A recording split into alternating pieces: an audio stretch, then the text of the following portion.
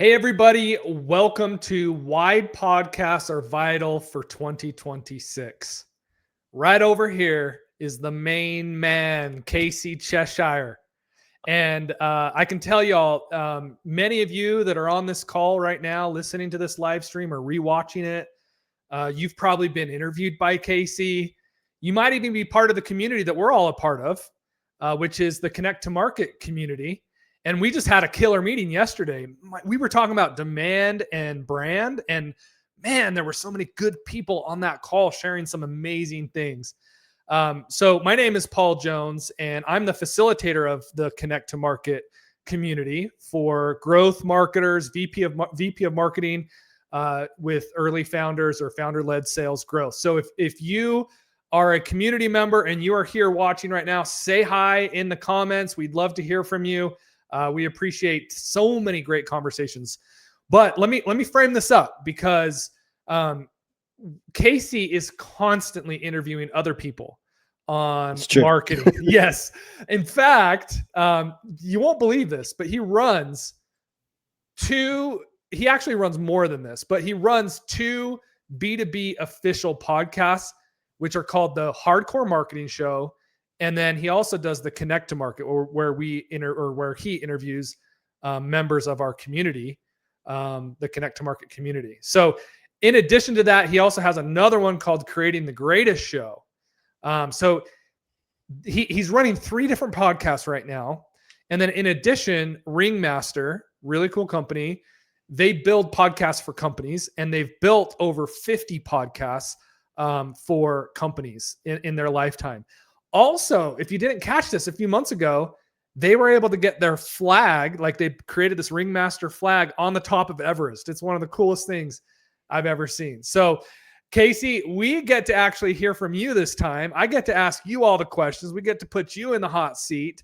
And we're here to talk about why podcasts are vital for 2026. So I had a podcast back in the day. We ran it for a few years. So I understand this play. I've got some great questions queued up for you. Yeah. But we're excited to hear from you, man. And let's jump in. Well, dude, it's like we've got so much time and so little say. Reverse that. We've got so much to talk about. And I'm just dying to just jump into this. And I threw a couple things. There's no PowerPoint death here, but mostly just so I can throw some fun photos in here. I just wanted to sort of organize thoughts for people. I love this presentation to give some folks ammo for building that plan in 2026 to involve podcasts.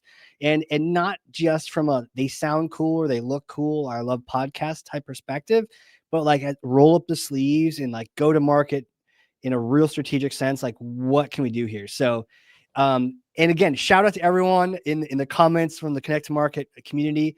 Like, working and doing breakout sessions with you all has just been absolutely a blast.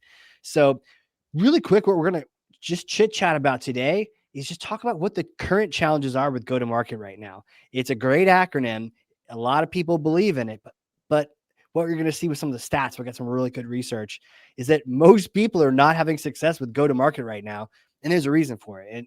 And so we're going to introduce podcasting as like a potential avenue for this, but in a very balanced way, right? So I want this conversation to be ammo so that someone can use this to put that in a plan for next year.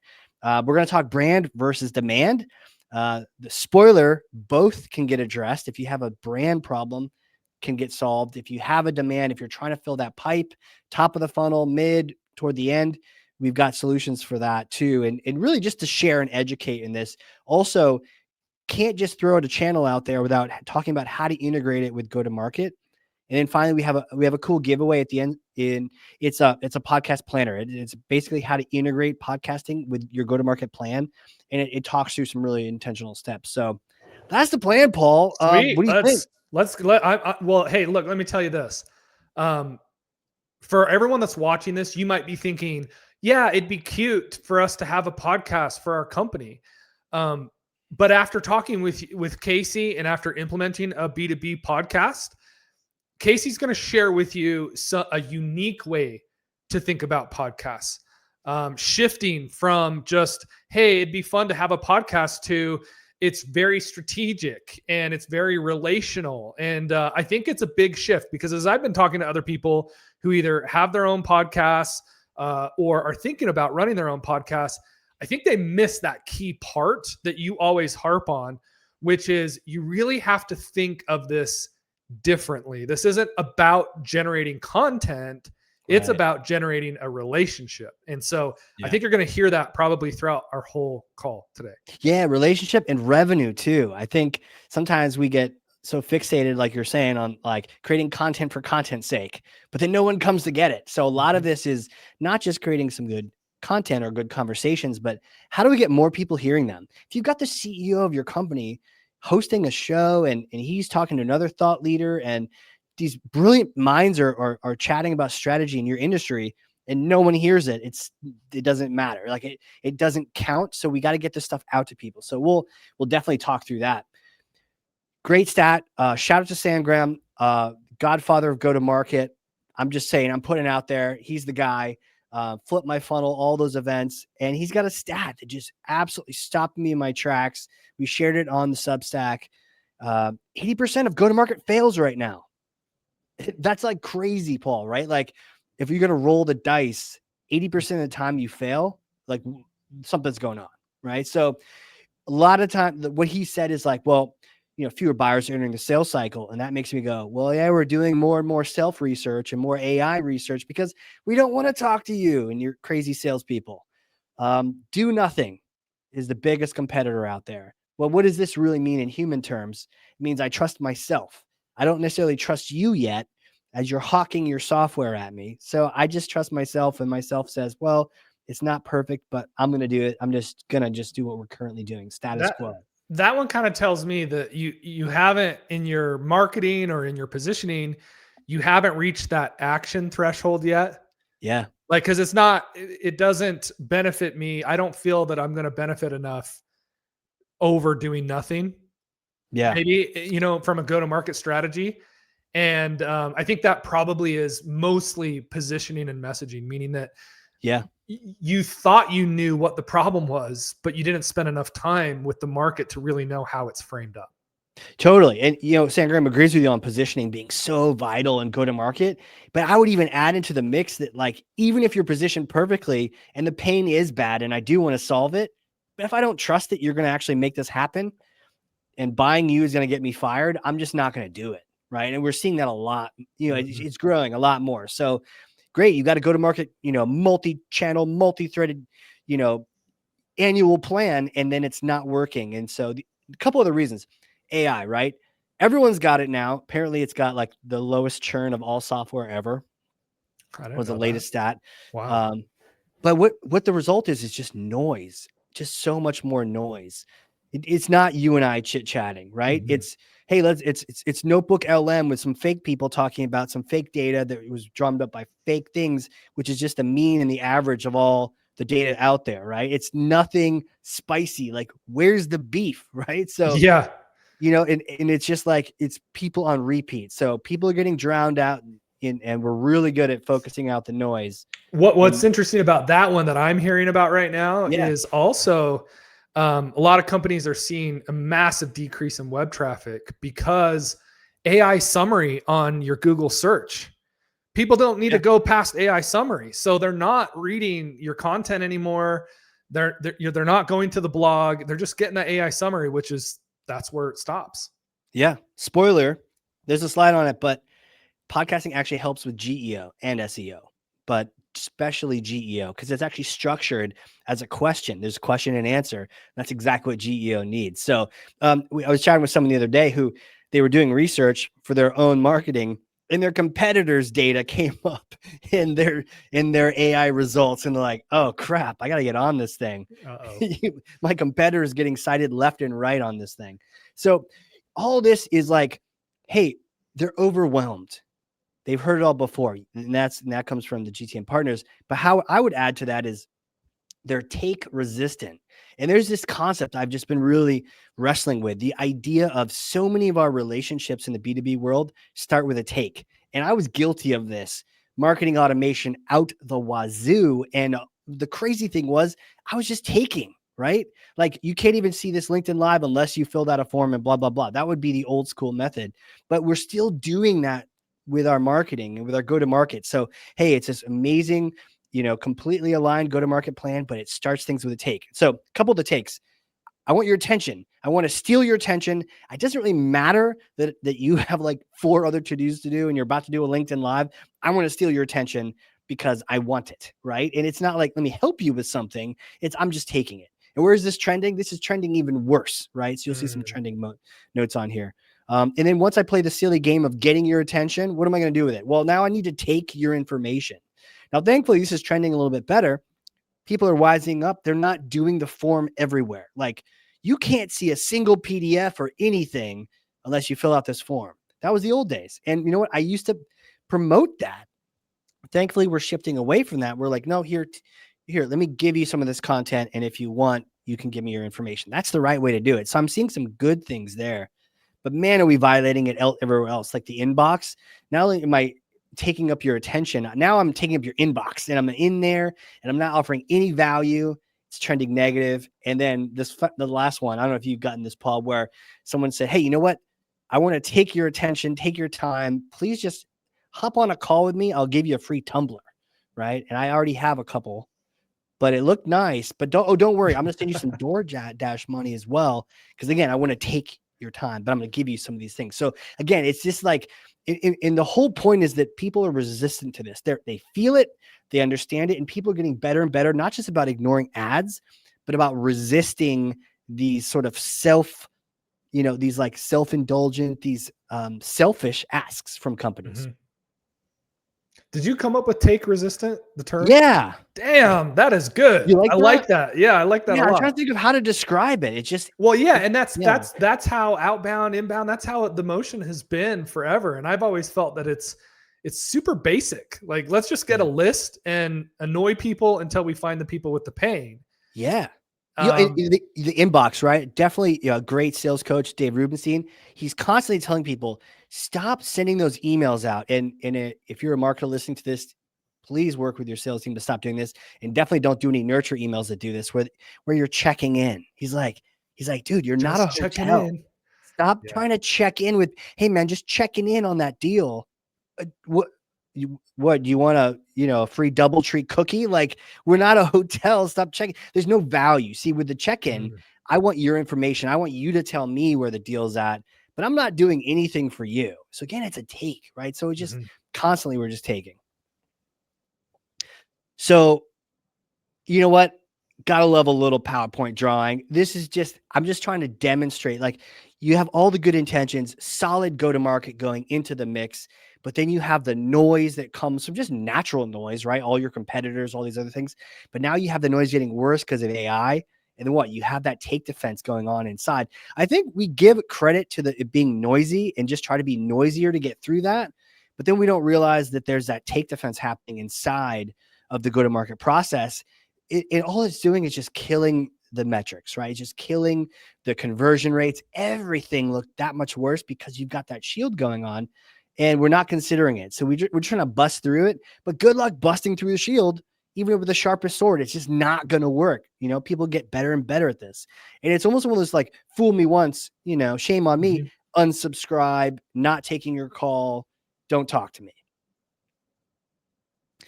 So where do we go from there, right? Podcasts.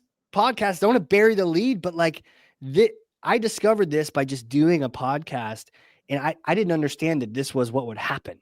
I just started like doing the podcast. I'm like, is this going to work? And it started creating content, but even beyond the content was people just started saying, oh, okay. They started rewarding me giving of my time and attention. So with a podcast, this whole cloud thing, it goes away because you're not trying to take it. So the shield is down.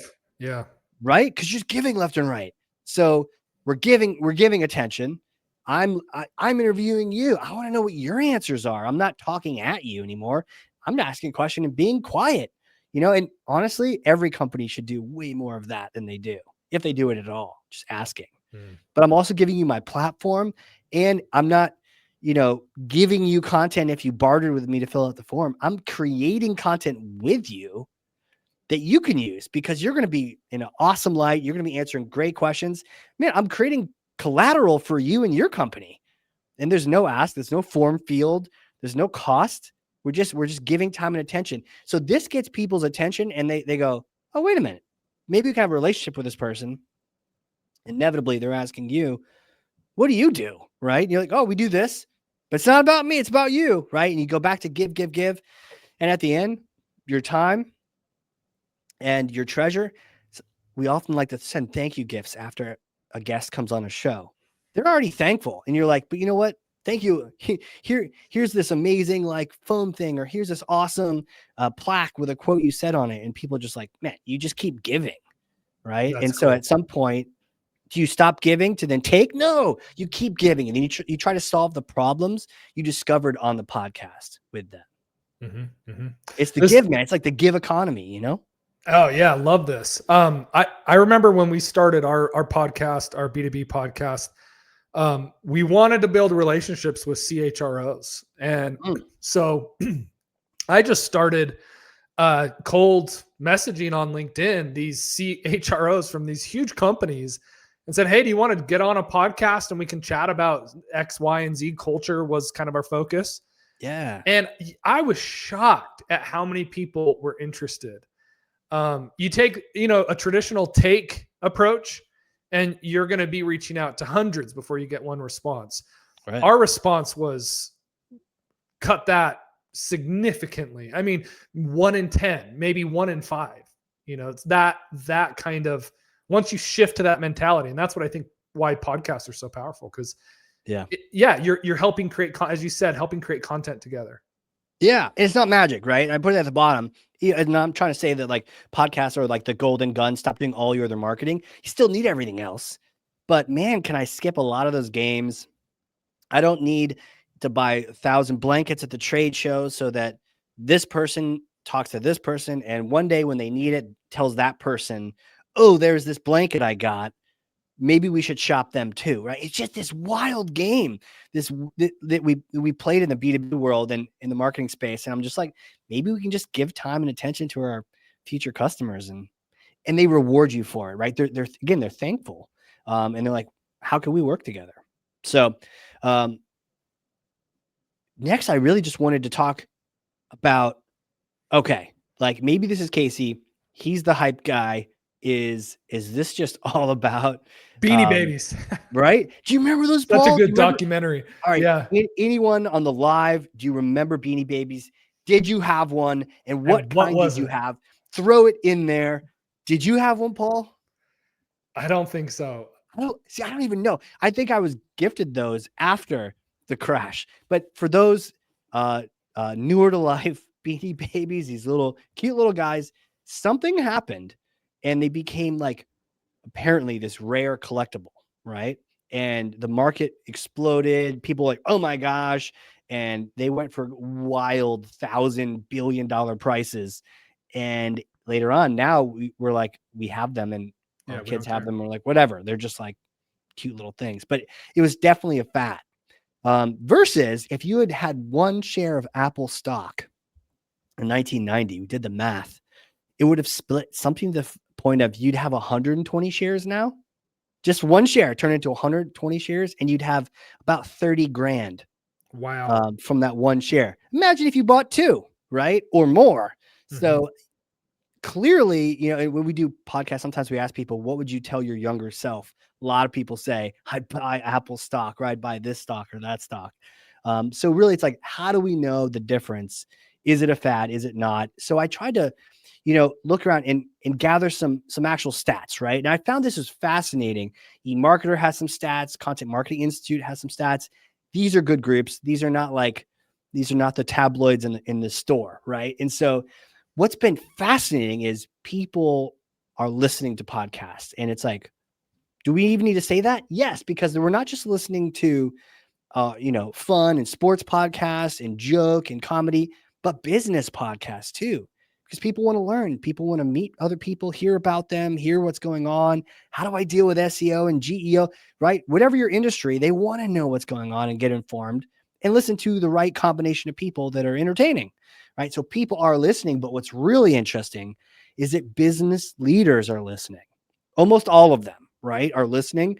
On average, an hour a day. An hour a day. So business leaders are listening an hour a day. And so you'd think, okay, well, maybe advertising might give us a hint, right? Just like advertising clearly demonstrated that Google was the place to go, right? And so people kept putting money into it. People keep putting more and more money into podcasts, right? And so I'm not suggesting you should advertise on podcasts. I'm actually suggesting you should create your own, because you don't even need to advertise. It's yours, and you get the relationship. But still, directionally, the idea that more and more marketers are spending this way.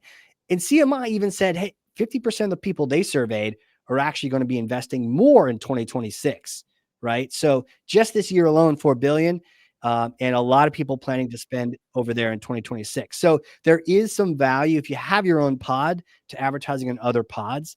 But I don't recommend advertising on pods unless you have your own podcast, because the challenge is if someone's listening to a podcast and the call to action is go to my form, again, a take, or go, fill this thing out or have a chat with us.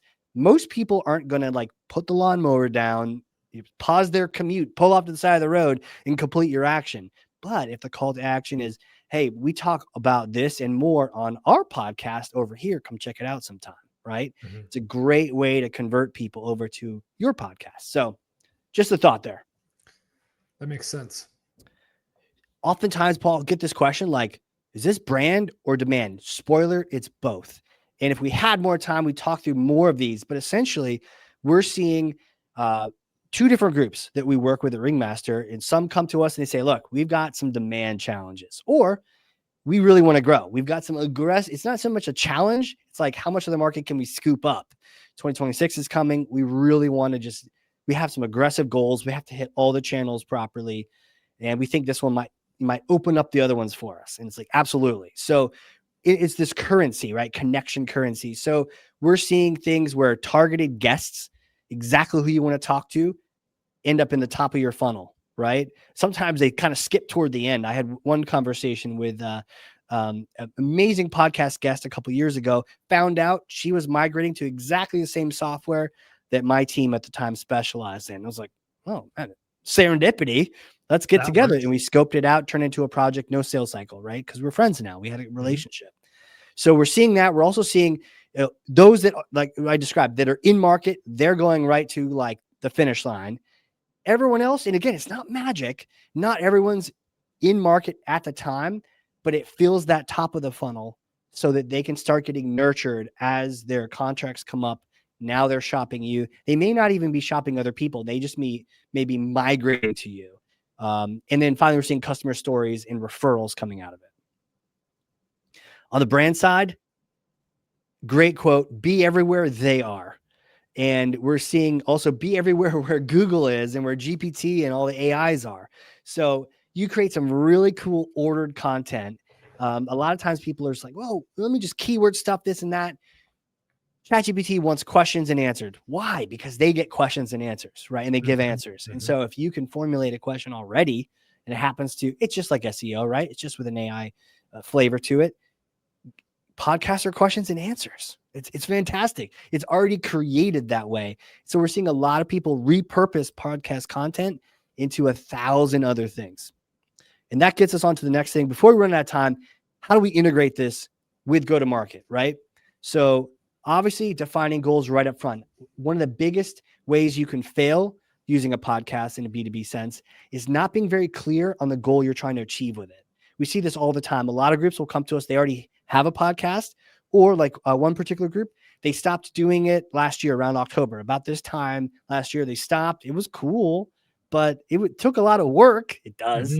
Spoiler. And it was like they got some clicks and nothing really happened, right? They weren't seeing the top of the funnel. They weren't seeing these other things. And so we swooped in, we do a relaunch program, and then we've got them back on the right track now.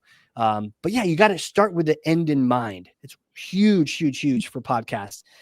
Because you start making decisions. Is it about me and my fame, or is this about our customer? Other things that happen.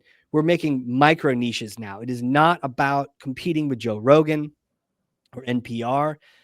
It's about narrowly creating a niche for a particular kind of ideal customer and serving them, right? So micro niches are totally in right now, and you design the podcast to serve those. And so what you end up doing is you actually make multiple podcasts, not a giant catch-all, right? So you mentioned at the beginning, like I do like all these different podcasts, because that's what we're doing too. We're not trying to serve everyone with this podcast that no With one can really one, find a home, right? yeah, Yeah. that makes sense. And then, oh, go ahead. Question going back to ends, because I remember coming to you. I had a friend that had been running a podcast. They had forgotten why they were doing it, but they were also only running it. So they hadn't quit, but they were also only doing about one interview every 2 weeks or so. And your response was, that is not enough. So can you dive in briefly into just what are the possible end games, and then how often you should be doing it? Because 2 weeks, every other week doesn't sound like enough. And why that is, can you dive into that? you're trying to form a habit, right? With these conversations. And also the more often you have them, the more often you're connecting with someone else. Mm-hmm. So across the board, weekly is the starting point. And then very quickly, you're going to see adding more becomes just like the go-to move, because, oh, would you like to have an additional conversation with an ideal customer next week? Would you like 2 or 3? I mean, how many would you like, right? How many more relationships would you like to create to fill your funnel? But then at least weekly for the listener, because I don't know if you've ever had this. I've certainly had this with a podcast where I was like really into it. Every Friday on my commute, I'm throwing it in there and I'm excited. I'm like, just have my coffee, have my pod. And then one week I don't have it. And I'm like, where is it? Apparently they took vacation. Like, they're not allowed to have vacation, because I like that podcast. It's part of my pattern, my flow on Fridays is I listen to that. I drink my coffee, right? And I couldn't do it. So they had successfully created a habit in me where I really wanted to join them on their next interview and their next conversation. And I couldn't. Now, by the way, amateur move. They should totally have just filmed 2 in one particular week and thrown that one in there. But it was clear that there's something there to having a particular pattern. If you go every other week, you might as well not do it. That's what you said. Or less. Yeah. Okay. It's just not worth it. And now you're going to talk to like 24 people across a year, like, would you like to talk to more? So, and again, it's all about the goal in mind too. So if the goal isn't that, if it's just thought leadership, then maybe, but I highly recommend, to really get the bang for the buck, you just go weekly. Okay. Sweet. Okay. And so finally, call to action, right? Really can be helpful to have calls to action that involve either listening to this podcast, that podcast, or some kind of, like, they're clicking on the show notes and they're linking off to it. And then I guess I skipped over this AI repurposing, right? So people often try to confuse the two. Human production, AI repurposing. That's how you should do that. And that's not just because Ringmaster produces podcasts. Hey, it's because we've tried it. Listen, we create clips for our clients all the time. We were like clip machines over here. You guys create good clips too. Yeah, that's the yours thing, have right? like borders on it, and it highlights the person at the bottom. When I was on your show, in fact, of all the podcasts I've been on, your podcasts have by far the best, most useful clips for me. I appreciate that. And that's not me. That's the team, but they're finding. So one of the things we found with like AI clip generators, and hey, maybe one day they'll absorb our team and then they'll be as good as our team. But like, it's been really tough to identify the right moment. And what's the real trick here is most of the guests are not going to be talking in sound bites. Maybe some of your authors will, but most people won't. So in the end, a really good clip is that sentence, half of this sentence, and that one, right? And then get rid of some of the postulating in between there. That is what makes for a good clip. It's not, let me go grab 20 seconds from here, right? And so that right now, that's what AI is doing. Yeah. And so that's why there's certain things you want to use humans for, but by all means, there's certain things that once you've got that core product, that conversation, that podcast episode, repurpose the crap out of it with AI.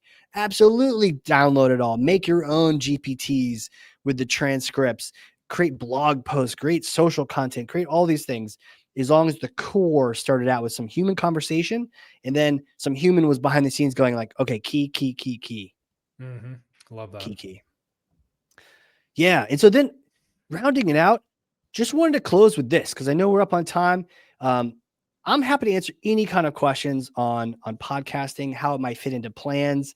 I can, check over your plan and tell you, yeah, that looks great, or watch out for this and this and this. Happy to do that. But one of the things we did is we created this doc, and again, this is on line of give, right? This is not like a take thing. This is like a give thing, a Google Doc that is a podcast planner, specifically with GTM in mind, specifically for B2B. And it talks you through the goals that we talked about, identifying some KPIs, understanding the timeline. Like for our team, we do a 2-month launch process. So if we start November, that thing can go live in January. So a lot of people right now are talking about doing the launch process so that they can hit the ground running in 2026 and get as many numbers as they possibly can. Right. So it talks through the timeline, talks through some launch gates. Like, what are the different things that need to happen, whether you're doing it on your own, working with a team like ours. And then also we touched on a couple integrating with GTM, but it has a whole checklist of, have you done this? Have you let this team know about it? Does sales know about each episode? Integrate.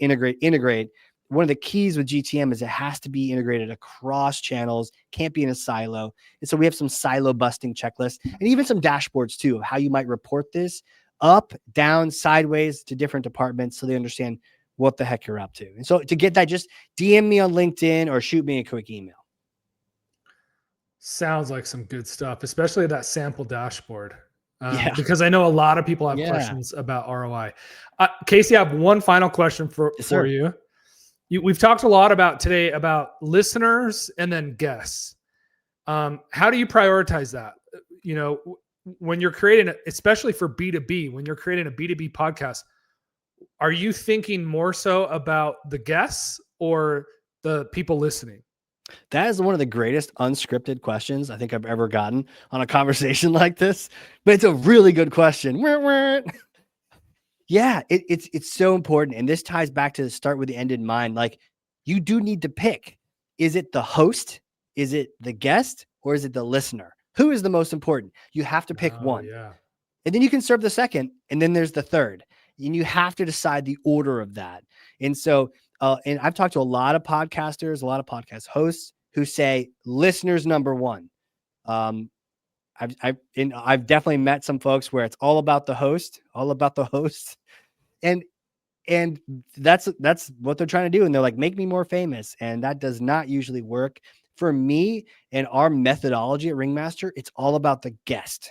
We make it all about the guest. You get really good guests that way. These are guests that also could potentially turn into revenue for you, which is fantastic and helps pay for the whole program. But when you make it about your guest, you're learning essentially about your customer. And then your audience hears that and they want more, right? And so a lot of times if you make it about the listener, sometimes it can feel like pandering. Like, for those listening, please like and subscribe and don't forget to ring the bell. Ding, right? And so we're not making it about the listener, we're honoring them. And definitely we want to create questions in the right order. Because they come second. To me, it's like guest first, then your listener, then yourself. And so you really want your host to shine. You're giving them some questions in advance. You're really helping them answer it the right way. You set them up to just absolutely crush it. And then with your listeners, you order questions to get them value right away. You don't bury the lead. You give them the nuggets, give them more nuggets, right? You're trying to serve them. And then finally you come last. And to me, that's the order you really want to do it. That makes sense. I mean, that's a huge shift, right? Because when I was running my podcast, I didn't even look at listener. I couldn't tell you how many monthly listeners we had. Yeah. Because it was all about the guests. But something I think you guys do really well, having been a guest on 2 of your shows now, is number one, you take the time to do a pre-meeting, because the reason why you're doing that is you want the show to be successful, but you also want to build that relationship. So you want as many quality touches with that guest as you can get, because that's what you want to do, is you want to build that relationship. Yeah. And I just felt like you guys had given so much. Like I had already mentioned, being able to get 5 really high quality, timely clips that look good. was really helpful because I get to repurpose that and use that on my own LinkedIn. So I think that whole give approach, I think we're going to have to do another LinkedIn Live, Casey, on just that process. Just the give. Yeah. Just the give part, because give. I think you guys have, I don't think for everyone that's on this listening right now, I don't think that we've dove into that enough, because that really blew my mind when we went through that, and how intentional you are about the guest experience. Your guest experience is fantastic. Yeah, right. And especially it's your audition, right? So this is their first time meeting you. Is it squared away and organized? It's going to reflect your whole organization, even your product, like how they met you and their experience on that podcast is going to reflect, do I look at this tool? Can I trust it? Do I trust you? There's a whole bunch of things going on, but like, don't get me wrong. The audience comes second. Yeah. So we have a lot of programs to get this into the right people's ears, right? But again, it's not trying to get into everyone's ears. You're not competing with NPR.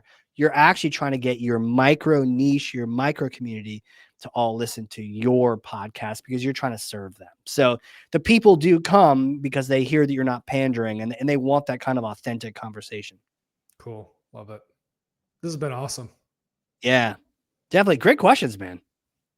Well, yeah. And like I said, I think we should do a follow-up and dive into that, because that's, I mean, podcasts are such a great way to get that initial relationship, especially in B2B. So we got to hear 100%. From you, Casey. You got to actually share your expertise. This is amazing. Thanks, man. Folks out there, if you need some help running your own podcast, I highly recommend checking out Ringmaster. Go get on the show with Casey. I'm sure if you reach out to Casey and you're like, hey, I want to experience this guest experience, he will have you on one of his shows. He has many. So reach out to him for that. And then don't forget about that Google Doc. Yeah, definitely. Anything I can do to help, just shoot me a note. Awesome. Thanks, everyone.